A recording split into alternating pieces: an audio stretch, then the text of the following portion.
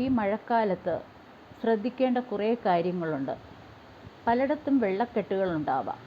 റോഡിൽ തന്നെ സ്ലാബ് മാറി അവിടെ വെള്ളക്കെട്ടുണ്ടോ സ്ലാബുണ്ടോ എന്നൊന്നും നമുക്കറിയാതെ നടക്കേണ്ട അവസരങ്ങൾ വരാം. അപ്പോഴൊക്കെ ശ്രദ്ധിക്കുക. സ്ലാബിൽ വീണാൽ അറിയാമല്ലോ എന്താണ് സ്ഥിതിയെന്ന്. അതുപോലെ തന്നെ വെള്ളക്കെട്ടിലും ഈ ഇരുചക്ര വാഹനക്കാർ വളരെയധികം ശ്രദ്ധിക്കുക. കൂടാതെ വൈദ്യുത കമ്പികൾ പൊട്ടി താഴെ വീണേക്കാം, അതിൽ നിന്നും വൈദ്യുതി പ്രവഹിക്കാം, അതും ശ്രദ്ധിക്കുക. ഒപ്പം തന്നെ ഈ മഴക്കാല രോഗങ്ങൾ ഒത്തിരിയുണ്ട്. നമ്മുടെ കാലിൽ നമ്മൾ തന്നെ അറിയാത്ത ചെറിയ പോറലുകളോ മറ്റോ ഉണ്ടെങ്കിൽ അത് മഴവെള്ളത്തിൽ ചവിട്ടി എലിപ്പനി പോലെയുള്ള രോഗങ്ങൾ വരാൻ കാരണമാകാം. അതുപോലെ തന്നെ കൊതുകിൻ്റെ വളർച്ച കാരണം ഡെങ്കിപ്പനി പോലെയുള്ള രോഗങ്ങൾ വരാം.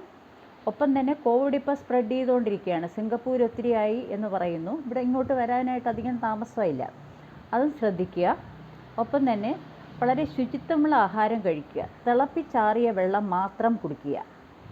അതുപോലെ വെളിയിൽ വെച്ചിരിക്കുന്ന എക്സ്പോസ്ഡ് ആയിട്ടുള്ള ആഹാര സാധനങ്ങൾ കഴിക്കാതിരിക്കുക. പുറത്തുനിന്നൊന്നും കഴിക്കാതിരിക്കുന്നതാണ് നല്ലത്. എസ്പെഷ്യലി മാംസാഹാരങ്ങൾ കഴിക്കാതിരിക്കുന്നതാണ് വളരെയധികം നല്ലത്.